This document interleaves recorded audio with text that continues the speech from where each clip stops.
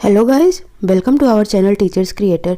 इस सेशन में हम कंटेम्प्रेरी इंडिया एंड एजुकेशंस, जो कि आपका बीएड फर्स्ट ईयर का पेपर 2 सब्जेक्ट है, इसका यूनिट 2 करेंगे। इसके पहले आपके 2 वीडियोस अपलोड हो चुकी हैं। आप उन प्रीवियस वीडियोस को ज़रूर देखें, उसमें आपको काफ़ी हेल्पफुल मिलने वाली है। ठीक है, सो इसमें हम क्या क्या देखेंगे कि सीसीई क्या होता है, कॉन्टीन्यूस एंड कॉम्प्रिहेंसिव इवैल्यूएशंस क्या होते हैं। ठीक है, एनसीएफ नेशनल करिकुलम फ्रेमवर्क क्या है, नवोदय स्कूल क्या होते हैं। ठीक है, ऑपरेशन ब्लैक बोर्ड क्या है, और साथ ही साथ बहुत सारी कमेटियां हैं। ठीक है, बहुत सारी कमीशन हैं जिनके बारे में हम डिस्कस करेंगे। ठीक है, सो स्टार्ट करते हैं हम सेशन। क्वेश्चन 1 है आपका, who identified following type of indigenous education institutions like pathshalas, madrasas, Arabic school and vernacular school. ठीक है, तो इसको किसने आइडेंटिफाई किया है, ये आपसे क्वेश्चन पूछा जा रहा है। ठीक है, सो ऑप्शन है आपके पास Lord Macaulay, Adams report, Wood dispatch, none. ठीक है, तो किसने किया था इसको, ये एडम्स रिपोर्ट के अकॉर्डिंग है ये। ठीक है, उनकी रिकमेंडेशन थी पाठशाला, मदरसाज, अरेबिक स्कूल और वर्नाकुलर स्कूल को लेकर। ठीक है, तो ये आपको याद रखना है। नाउ क्वेश्चन नंबर 2 है आपका, एडम्स रिपोर्ट के बारे में आपको और भी चीज़ें पढ़ लेनी है, थोड़ा सा आप अपनी बुक ओपन करके देख लेंगे। ठीक है, ओवर भी ज़रूर ले लीजिएगा, आपको लेना है इसमें, क्योंकि जो इम्पोर्टेंट इनकी फाइंडिंग्स थी वो ये थी कि एज ऑफ एडमिशन्स था, नो फीमेल एजुकेशन, उस टाइम पर बहुत सारी प्रॉब्लम थी, तो इन सब चीज़ों को लेकर इन्होंने ज़्यादा फोकस किया था। ठीक है, तो इसमें कुछ पॉइंट्स याद रखना है। जो एडम्स थे ये अपॉइंट किए गए थे लॉर्ड विलियम बेंटिक के द्वारा। ठीक है, ये गवर्नर जनरल ऑफ इंडिया रह चुके हैं एडम्स, और इन्होंने 3 रिपोर्ट सबमिट करी थी एजुकेशंस को लेकर। ठीक है, तो एजुकेशंस के बारे में इन्होंने 3 रिपोर्ट सबमिट करी थी। फर्स्ट रिपोर्ट इन्होंने करी थी 1838 के आसपास, और दूसरी रिपोर्ट इन्होंने जो सबमिट की थी वो भी शायद इसी के आसपास ही थी, 1838 में ही। ठीक है, और थर्ड रिपोर्ट मतलब बैक टू बैक इन्होंने तीनों रिपोर्ट अपनी सबमिट की थी। ठीक है, तो इनकी जो रिपोर्ट थी उसके फीचर्स यही थे कि इन्होंने आइडेंटिफाई किए थे कुछ indigenous educational institute like pathshala, madrasa, Arabic school, vernacular school and Persian school. ठीक है, उसके बाद इन्होंने ये बोला था कि जो पब्लिकेशंस हैं, ठीक है, न्यू टेक्स्ट बुक की 1 से 4th तक की, वो बंगाली में, हिंदी में और उर्दू में होनी चाहिए। ठीक है, तो ये कुछ थे एडम्स रिपोर्ट के फीचर्स। ठीक है, नाउ अब हम देखते हैं क्वेश्चन नंबर 2। आप थोड़ा सा बुक ओपन करके जरा इसको और भी देख लीजिएगा। When did Wood's dispatch came into existence on the year. ठीक है, तो वुड डिस्पैच कब आया था, किस ईयर में आया था, ये आपसे क्वेश्चन पूछा जा रहा है। 16 जुलाई 1854, 18 जुलाई 1754, 18 जुलाई 1854 एंड 20 जुलाई 1754। ठीक है, तो ये आया था आपका 16 जुलाई 1854। इसका नाम ही है वुड डिस्पैच 1854। ठीक है, तो ये याद रखना है, ये 16 जुलाई 1854 में आया था। अब ये क्या है, इसको याद रखना है कि जो मिस्टर वुड थे ये चेयरमैन थे किसके, बोर्ड ऑफ कंट्रोल के। क्लियर, वुड एजुकेशन डिस्पैच इसका नाम है, वुड एजुकेशन डिस्पैच, क्योंकि इन्होंने ये दिया था, इसकी वजह से इसका नाम इनके नाम के ऊपर पड़ गया, वुड डिस्पैच। ठीक है, अब रिकमेंडेशन क्या थी इनकी रिकमेंडेशन थी कि एम ऑफ एजुकेशन को लेकर। ठीक है, कि एम ऑफ एजुकेशन जो होनी चाहिए वो फिटनेस होनी चाहिए, मोरल कैरेक्टर, इन सब चीज़ों को इन्होंने ज़्यादा उठाया। ठीक है, कोर्सेज ऑफ स्टडी पर ध्यान दिया कि संस्कृत, अरेबिक, पर्सियन, ये सारे सब्जेक्ट इसमें इंक्लूड होने चाहिए। मीडियम ऑफ इंस्ट्रक्शंस को भी इन्होंने बताया कि जो इनके अकॉर्डिंग मीडियम था वो इन्होंने बोला कि इंग्लिश होना चाहिए। ठीक है, मीडियम ऑफ इंस्ट्रक्शन कैसा होना चाहिए, वुड डिस्पैच के अकॉर्डिंग वो इंग्लिश मीडियम होना चाहिए। और इन्होंने काफ़ी चीज़ें दी कि establishment of regular school, like पहले प्राइमरी स्कूल हो, फिर मिडिल हो, फिर हाई स्कूल हो, फिर कॉलेज हो, फिर यूनिवर्सिटीज़ हो। ठीक है, ट्रेनिंग ऑफ टीचर, जो टीचर आए वो एक्सपीरियंस टीचर आए, उनकी ट्रेनिंग होनी चाहिए, उसके बाद आए। वुमेंस एजुकेशन को लेकर इन्होंने आवाज़ उठाई थी कि हाँ वुमेंस एजुकेशन होना चाहिए। ठीक है, वोकेशनल एजुकेशन को लेकर भी इन्होंने अपनी आवाज़ रखी। तो ये सारी चीज़ें थी जो वुड डिस्पैच की रिकमेंडेशन थी। ठीक है, नाउ क्वेश्चन नंबर 3 है आपका, what are the main features of a Wood dispatch. देखो अभी हमने आपसे पूछा कि ना मेन फीचर्स क्या हैं, तो रिकमेंडेशन मैंने आपको बताया वही हैं इनके मेन फीचर्स। ठीक है, सो ऑप्शन है आपके पास मीडियम ऑफ इंस्ट्रक्शन, बिल्कुल इन्होंने इंग्लिश को बोला था। Establishment of regular institutions, like पहले प्राइमरी हो, फिर हाई स्कूल हो, फिर है ना सेकेंडरी स्कूल हो, फिर उसके बाद कॉलेज हो, फिर ग्रेजुएशन यूनिवर्सिटी हो। ठीक है, इस तरीके से। उसके बाद वोकेशनल स्कूल हो, तो ये सभी इन्होंने रिकमेंड किया था, तो all of these right answer हो जाएगा। क्वेश्चन नंबर 4 है, व्हिच और is of the following is known as Wardha commission. Wardha commission किसे बोला जाता है, किस स्कीम को बोला जाता है, ठीक है। तो ये बोला जाता है बेसिक एजुकेशन स्कीम को। और बेसिक एजुकेशन स्कीम कब की है ये भी याद रखना, 1937 में, ठीक है। ये रिपोर्ट जो है गवर्नमेंट ऑफ इंडिया एक्ट 1935 के अकॉर्डिंग ही आई थी, तभी इस्टेब्लिश किया गया था, बट ये एग्जिस्टेंस में आई है 1937 में, ठीक है। तो वर्धा कमीशन स्कीम या बेसिक एजुकेशन स्कीम दोनों ही एक ही चीज़ें हैं, ठीक है। तो जो महात्मा गांधी जी थे इन्होंने 1937 में, ठीक है, 1937 अक्टूबर में महात्मा गांधी जी ने डिस्कस किया था एक स्कीम के बारे में जो नेशनल एजुकेशन को लेकर था, ठीक है। तो इन्होंने क्या किया, all India national education conference की एक कॉन्फ्रेंस बिठाई, कहाँ पर, वर्धा में बिठाई थी, ठीक है। वर्धा एक प्लेस का नाम है, इसीलिए इस कॉन्फ्रेंस का नाम, जब इन्होंने अपनी इस बेसिक एजुकेशन के बारे में बात की तो इसीलिए इस स्कीम को वर्धा स्कीम भी बोला गया, ठीक है। तो याद रखना है वर्धा स्कीम किससे रिलेटेड है, गांधी जी से। गांधी जी का रिकमेंडेशन था इसमें, बेसिक एजुकेशन स्कीम को ही वर्धा कमीशन स्कीम बोला गया, ठीक है। तो ये सब चीज़ें याद रखना है। और इनके एम क्या थे ये भी आपको याद रखना, जैसे आइडियल ऑफ सिटीजनशिप को लेकर था, कल्चरल व्यू पॉइंट था इन्होंने रखा था, जो अपना इकोनॉमिक एम्स भी था, सर्वोदय स्कूल होना चाहिए ये भी इन्होंने बोला था, all around development of personality, यानी कि बच्चे का जो स्कूल में ऑल राउंड डेवलपमेंट होना चाहिए। तो बहुत सारी ये जो एम्स थे ये थे बेसिक एजुकेशन स्कीम जो गांधी जी ने दिया था, ठीक है। और भी इसके बहुत सारे फीचर्स हैं। फीचर्स कुछ ऐसे थे कि जो 7 से 14 साल तक के बच्चे हैं उनको कंपलसरी और फ्री एजुकेशन होनी चाहिए, ठीक है। और कोई भी एजुकेशन स्कीम जो चिल्ड्रंस हैं उनको जो भी चीज़ की ज़रूरत होती है, ठीक है, वो सब चीज़ें जो मतलब उनको इम्पॉर्टेंट होती हैं वो सारी चीज़ें उनको स्कूल में प्रोवाइड कराई जाए।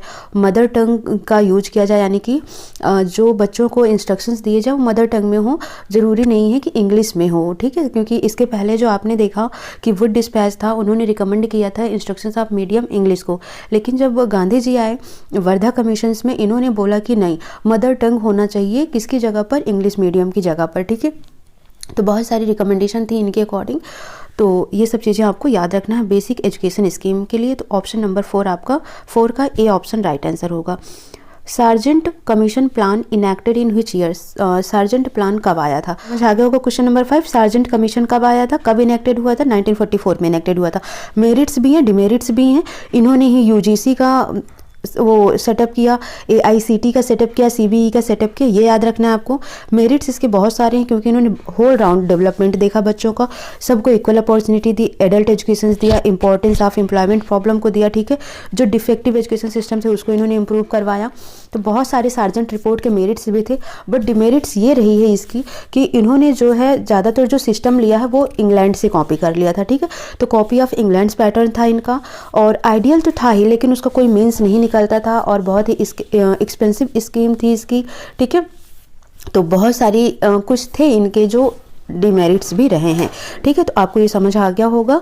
नाउ अब हम देखते हैं किसके बारे में, क्वेश्चन नंबर 7, ठीक है। नेक्स्ट क्वेश्चन है आपका, सॉरी क्वेश्चन नंबर 7, ठीक है।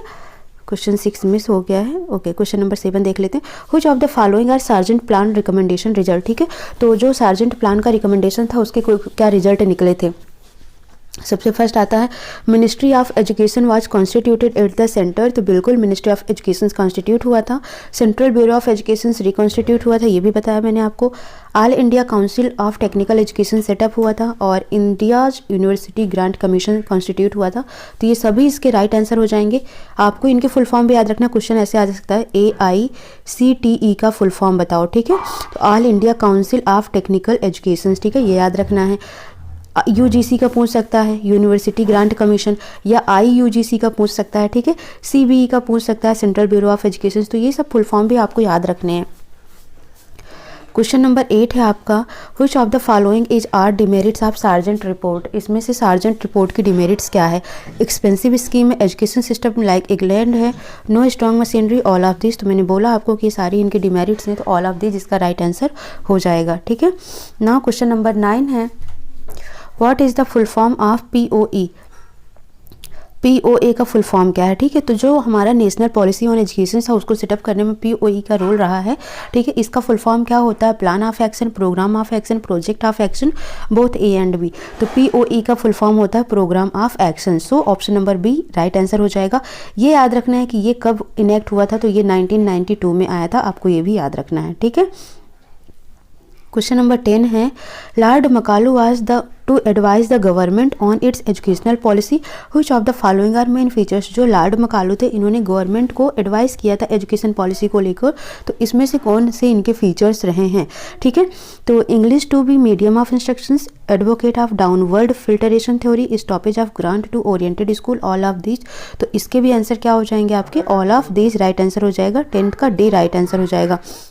नाउ क्वेश्चन नंबर 11 है, the NP 1986 conceived the idea of dash as pace setting institutions, ठीक है। तो जो नेशनल पॉलिसी ऑफ एजुकेशन है 1986, इसने जो कंसीव किया था आइडिया किसका, पेस सेटिंग इंस्टीट्यूशंस का, ये क्या था, सर्वोदय विद्यालय, नवोदय विद्यालय, केंद्रीय विद्यालय, अनंत। तो क्या था इसका आंसर, सर्वोदय विद्यालय, ठीक है। अब सर्वोदय विद्यालय के भी बहुत सारे फायदे थे, ठीक है। तो ये चीज़ें आपको देखनी है। Next question number 12, what was aim of operation blackboard. Operation blackboard कब आया था, ये आपको याद रखना है, 1992, ठीक है। और इसका मेन एम क्या था, इम्प्रूविंग द क्लासरूम इन्वायरमेंट। इसका मेन एम था कि क्लासरूम इन्वायरमेंट को इम्प्रूव करना, जो भी टीचर्स हों वो ट्रेंड टीचर हों, ठीक है। जो प्राइमरी एजुकेशन से उसको सबसे ज़्यादा इम्प्रूवमेंट किया जाए, तो ये सब चीज़ें ही थी। तो बोथ A एंड B इसका राइट आंसर हो जाएगा C, ठीक है। C is the right answer. Question number 13 है, which of the following are main features of Navodaya school. Navodaya school के मेन फीचर्स क्या क्या थे, they cater to the talented students, they are residential, they are free of charge, all of this. तो इसके भी answers क्या हो जाएंगे, ऑल ऑफ दिस, ठीक है। उसमें पहले क्या होता है, नवोदय में टेस्ट होता है, एक होता है ना आपका, सबसे पहले स्कूल में एडमिशन लेने से पहले टेस्ट होगा। अगर आप उस टेस्ट को क्वालिफाई कर पाते हैं तभी आपका उस नवोदय स्कूल में एडमिशन होगा, अदरवाइज नहीं होगा। तो इसमें टैलेंटेड स्टूडेंट्स को ही कैटर किया जाता है। और ये रेजिडेंशियल होता है, मतलब जब आपका नवोदय में एडमिशन हो जाता है तो आप वहाँ पर रह सकते हैं, ठीक है। फ्री ऑफ चार्ज होता है। तो all of this right answer हो जाएगा। क्वेश्चन नंबर 14 है, कॉम्प्रिहेंसिव रिफर्स टू। अब जो हमने पढ़ा है CCE, continuous comprehension evaluation scheme, ठीक है। तो उसमें क्या होता है, कॉन्टीन्यूअस का मतलब होता है थ्रू आउट द ईयर आपको एसेस किया जाएगा, आप पर नज़र रखी जाएगी, निगरानी किया जाएगी, पूरा आपका इवैल्यूएशन किया जाता है थ्रू आउट द ईयर, ठीक है। कॉन्टीन्यूअसली आपके क्या वीकनेस हैं, क्या स्ट्रॉन्ग हैं, ठीक है। इन सब चीज़ों को देखा जाता है कि आपने क्या प्रोग्रेस किया है और क्या आप में कमियाँ आई हैं, वो होता है कॉन्टीन्यूअस। कॉम्प्रिहेंसिव का मतलब होता है scholastic and non scholastic both, ठीक है। तो कॉम्प्रिहेंसिव का मतलब दोनों ही होता है। तो C राइट आंसर हो जाएगा। फुल फॉर्म ऑफ NCF का फुल फॉर्म पूछा गया है, नेशनल कैरिकुलम फ्रेमवर्क। तो A is the right answer, ठीक है। ये आपको याद रखना है। Curriculum is a word, curriculum कहाँ से लिया गया है, ये वर्ड लैटिन से, ग्रीक से, फ्रेंच से, इंग्लिश से। तो करिकुलम वर्ड लैटिन से लिया गया है। सो B is the right answer. Curriculum is taken from which Latin word. तो लैटिन वर्ड से तो लिया गया, लेकिन किस लैटिन वर्ड से लिया गया, तो करेरी, इसको याद रखना है आपको, ठीक है। ERE होगा, ये लास्ट में ध्यान रखना है आपको, ठीक है। तो करिकुलम आपका यहाँ से लिया गया है। अब इसके बारे में कुछ मैं क्वेश्चन एक और दो डिस्कस कर देती हूँ। क्वेश्चन नंबर 18 है आपका, which of the following are critical appraisal of recommendation. जैसे आपसे क्वेश्चन पूछ लिया जाए कि एजुकेशन कमीशन को लेकर कौन कौन सी कमेटियां हैं, ठीक है। तो याद रखना है SEC, ये कब आई थी, ये डेट याद रखना है, 1952 to 53 याद रखना है। सेकेंडरी एजुकेशन कमीशन, ठीक है, 1952 to 53 ये याद रखना। नेक्स्ट है आपका IEC, इंडियन एजुकेशन कमीशन, ये 19 इसके बाद आई थी, 64 to 66, ठीक है। और इसे ही IEC को ही कोठारी कमीशन भी कहा जाता है, ठीक है। 1964 से 66 है आपका कोठारी कमीशन। तो secondary education commission 1952 to 53, Indian education commission 1964 to 66, और इसे ही बोला जाता है कोठारी कमीशन, किसको, IEC को, ठीक है। नेक्स्ट आता है आपका NPE 1968, national policy of education 1968 आता है। इसके बाद नेशनल पॉलिसी ऑन एजुकेशन 1986 आता है, ठीक है। समझ आ रहा है आपको। तो ये 4 पॉलिसीज हो गई 1986 तक। देन आपका आता है प्रोग्राम ऑन एक्शंस, ठीक है। प्रोग्राम ऑन एक्शंस वो आता है आपका 1992 में, ठीक है। एक मिनट में और डिस्कस कर देती हूँ आपसे। 1992 हो गया, ओके। इन सब के थोड़े फीचर्स भी आपको देख लेना है, ठीक है। प्रोग्राम ऑफ एक्शन 1992 हो गया। फिर उसके बाद आता है आपका NCF 2005, ठीक है। तो ये सब पॉइंट्स याद रखना है जो कि एजुकेशन कमीशन से रिलेटेड है। अब आते हैं कि जो नेशनल करिकुलम फ्रेमवर्क है NCF, ठीक है, तो इसका नीड क्यों पड़ा। तो बहुत सारा ही जो स्कूल में प्रॉब्लम थी, ये थी प्रॉब्लम कि बहुत सारे बैग लेकर जाते थे बच्चों को बुकिश नॉलेज दी जाती थी, ठीक है। तो इन्हीं सब चीज़ों को हटाने के लिए ही NCF आया। तो इसके कुछ गाइडिंग प्रिंसिपल्स थे, वो आपसे पूछा जा सकता है। तो NCF की गाइडिंग प्रिंसिपल्स आपको याद रखना है। NCF 2005 की गाइडिंग प्रिंसिपल याद रखना है। पहला कि जो स्कूल की दुनिया है उसको बाहर की दुनिया से रिलेट करके बच्चों को पढ़ाना, ठीक है। रोट मेमोराइजेशन को इसने डिस्करेज किया, बोला कि नहीं, रटाफिकेशन नहीं करना है, बच्चों को शिफ्ट करा दिया इन्होंने लर्निंग से, ठीक है। दूसरा ये हो गया। तीसरा, इन्होंने बोला कि जो करिकुलम होना चाहिए वो चाइल्ड सेंटर्ड होना चाहिए, ना कि टेक्स्ट बुक सेंटर्ड होना चाहिए, यानी कि बच्चे को ध्यान में रखकर पढ़ाया जाए, ना कि किताबों को ध्यान में रख के पढ़ाया जाए, ठीक है। और जो क्लासरूम का एनवायरनमेंट हो वो कैसा हो, बहुत ही फ्लेक्सिबल हो और इंटीग्रेटेड हो, ठीक है। तो ये सब चीज़ें मेन थी जिन पर फोकस किया किसने, NCF 2005 ने। क्लियर। तो आपको ये सब पढ़ लेना है। तो आपका इतना ही होता है यूनिट 2 में। तो अच्छे से पढ़िएगा। अगर आपको कोई और टॉपिक नहीं समझ आता है तो आप उसको कमेंट सेक्शन में मेंशन कर देंगे, हम ज़रूर उसको देखते हैं, ठीक है। सो आपको यूनिट 3 मिल जाएगी, contemporary issue in India education से रिलेटेड है वो, ठीक है। तो उसको भी कोशिश करेंगे आज शाम तक आपको अवेलेबल करा दिया जाए। सो मिलते हैं नेक्स्ट क्लास में। Thank you for watching. और वीडियो को प्लीज़ लाइक शेयर सब्सक्राइब ज़रूर कर दीजिएगा, ठीक है।